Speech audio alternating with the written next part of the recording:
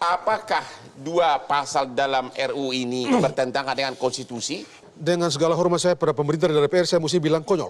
Konyol? Konyol. Kenapa? Why? Anda tahu kalau Anda cek, kalau Pak Profesor Edi cek, Anda tahu Presiden John Adams, menjelang dia berhenti dari jabatan presiden, kira-kira kurang lebih 1 bulan, dia bikin Sedition Act. Ya. Itulah yang, undang-undang itulah yang digunakan untuk menangkap John Callender.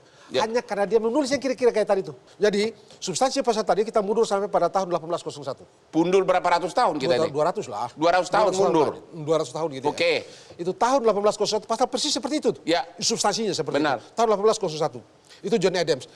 Tahu nggak, Sedition Act ini, begitu Thomas Jefferson jadi presiden, dicabut.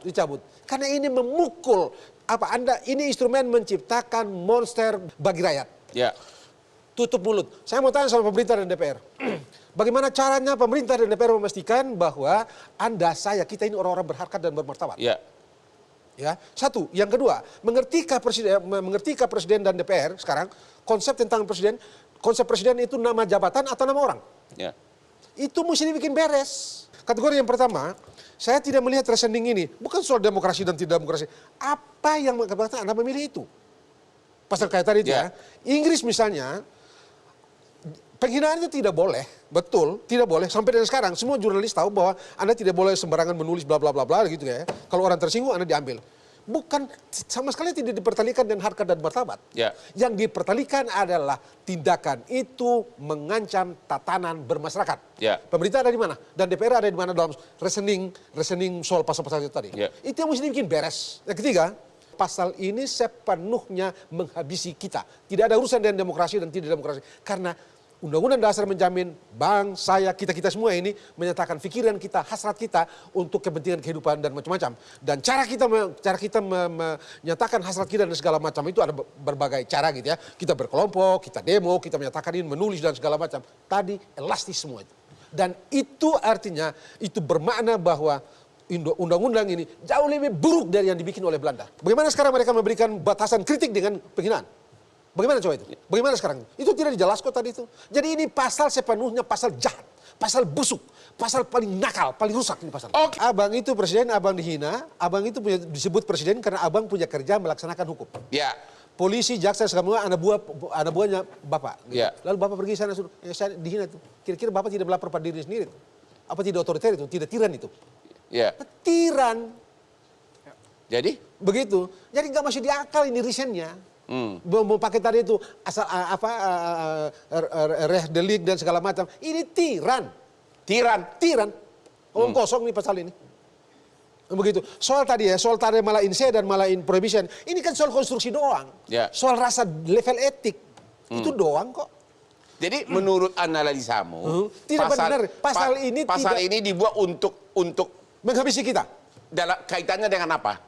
Menghabisi kita menciptakan pemerintahan yang monster. Kita menciptakan pemerintahan yang near akuntabilitas dan responsibility. Transparansi omong kosong deh. Setiap saat bisa kita diambil dengan pasal ini kok. Semua pasal yang ada di pasal-pasal penghinaan ini. Ini begini dulu deh. Pemerintah itu siapa sih? Ya pemerintah beliau. Presiden loh Pak. Presiden loh. Orang-orang yang pembantu loh. Ya. Karena itu dalam konsep tata negara ya. Ya. Disebut di sekretari kan. Menteri-menteri di Amerika itu kan sekretari. Karena pembantu. Ya. Pemerintah dari segi konsep tata negara presiden loh. Ya, oke.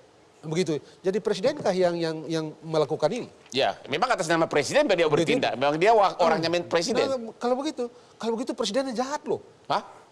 Jangan dong, orang baik begitu. Orang baik. Oh, baik kan bukan soal wajahnya, tindak tanduknya, Bang. Ya.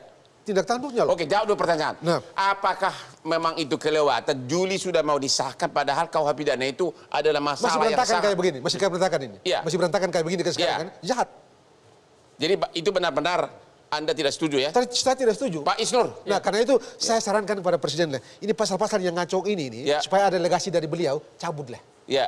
Itulah barangkali yang akan dikenang sebagai orang hebat. Coba kita lihat kasus yang terakhir. Bagaimana KUHP. Aceh dulu dikuasai oleh KUHP Belanda.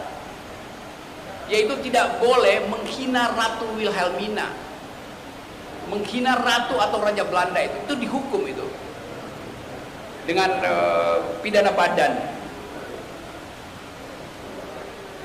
Memang itu betul pada waktu itu karena tubuh publik raja atau tubuh publik ratu menyatu dengan tubuh privatnya. Kalau dihina tubuh publiknya, tubuh privatnya juga terhina. Kalau dihina tubuh privatnya, tubuh publiknya terhina. Kenapa? Karena ratu itu tidak dipilih.